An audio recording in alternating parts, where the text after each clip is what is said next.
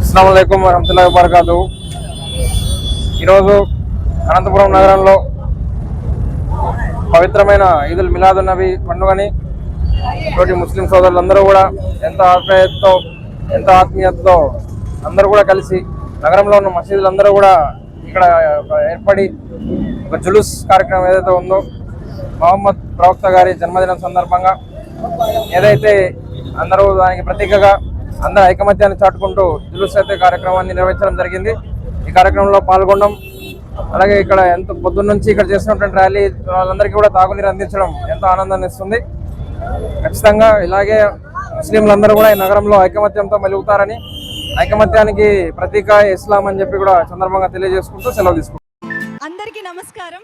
మీరు వీడియో చూస్తున్నారు కానీ సబ్స్క్రైబ్ చేసుకోవడం లేదు. దయచేసి సబ్స్క్రైబ్ చేసుకోండి, మాకు సపోర్ట్ చేయండి.